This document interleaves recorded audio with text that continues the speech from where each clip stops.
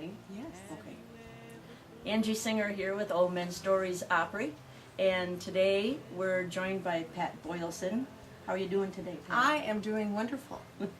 It's a great day today, and we're still here in Mesa, Arizona this winter, where we met just recently and found out you're such a songwriter. So Ron and I corralled you right away, and I think we grabbed you that day and pulled you into, we were in a clubhouse at a park somewhere. Yes. We corralled you and forcibly pushed you into the library in this hall. You didn't have to do much forcing. And I think Ron had his Kindle with him, and we did an interview with you right there, right then and there, so we could get you on Old Men Stories Opry. So we've come a little ways since then. And where are you from, Pat? I'm from Nebraska, a little town called Albion, Nebraska. And it lies between Norfolk, Columbus, and Grand Island. So we consider ourselves in central eastern Nebraska. Central eastern Nebraska. That's great. It's a great state, right in the middle of everything. Yes. In the middle of on the way to everywhere. Yes. That's why everybody goes through there. And you're such a songwriter. Thank you. Songwriting seems to come just so naturally to you.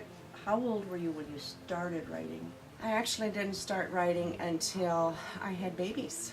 And my 3 children were just stair steps. The youngest sitting in an infant seat, oftentimes on the kitchen table as I wrote.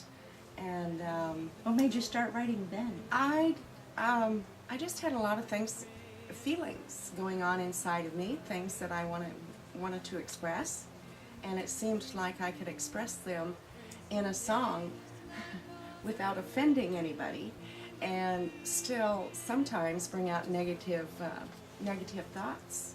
And so I just continued writing, especially after I found out people liked what I wrote. So when the kids were sitting there, and the one in the little pumpkin seat on the table, did you have a guitar with you? Did you have a key? No. Were you just writing songs? I write the lyrics first. So you were writing with pencil or writing with your voice? With pencil. With pencil. With pencil.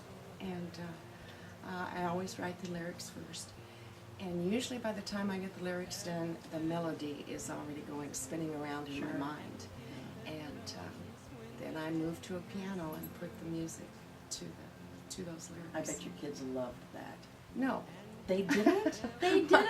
No, my children, and of course I would have loved it, so I'm thinking your kids would have loved it. I think it's just like anything that maybe mom or dad does when you're a child. Mom's got herself locked up in the bedroom again. She's writing songs time away from them. Yes. But I'm sure as they've gotten older, they appreciate it a little bit more. I hope they do. I hope. How old are they now? My oldest, I don't know if they would want me to tell their age, but my oldest was born in 1967, and her sister was born in 1969, and her brother was born in 1972, so that pretty much tells you my age. Oh, yeah, you started when you were 8. Yeah. That's right. Well, no, I was 12. 12, okay, 12. I'll have And now the song we're gonna hear today that we're gonna talk about is a friend I know you. Yes. Friend, yes, I know yes. you. So when did this song come This about? was the very first, this was the second song that I wrote, I believe. Really? And it was in So 1972. with your son on the pumpkin seat? He was sitting on the kitchen table in the little seat. And I was trying to bring out some of the wonderful things that we take for granted. The song talks about blowing dandelions and running through the grass with bare feet. And I was trying in that song to bring out the fact that the precious things in life are oftentimes the things that we do every single day and take for granted.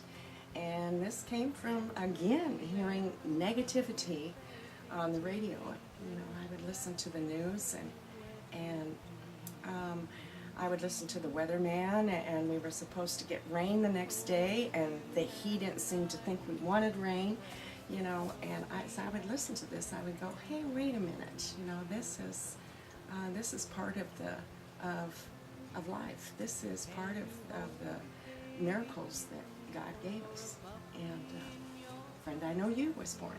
It's a good song for me to use when I am performing in front of an audience that I don't know, because part of the lyrics, as our listeners will hear, part of the lyrics are refer to the fact that I haven't met you, I don't know you really well, but by the time you listen to this song, I think we will know each other.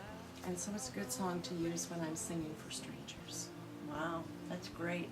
And you perform a lot in Nebraska, don't you? There's a lot of music in Nebraska. I do a lot of performing in Nebraska, Iowa, Kansas, and because there are some wonderful venues in the form of festivals that we are able to take advantage of there.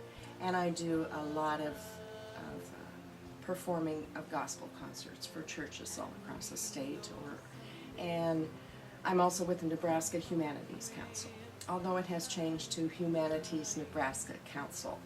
And so I do programs through their Speakers Bureau program, and wonderful, wonderful opportunities to do my thing. Yeah, well, I can see why they'd be after you. And it's a great addition to any festival. Yes. Your music would be. So we're going to listen today to Friend, I Know You, the second song that you wrote. Yes. And you're going to love this song as much as I love it. I listened to it again twice already today. Oh, thank you. So we're going to listen to Pat Boilesen singing Friend, I Know You. Thanks for being here, Pat. Thank you for having me.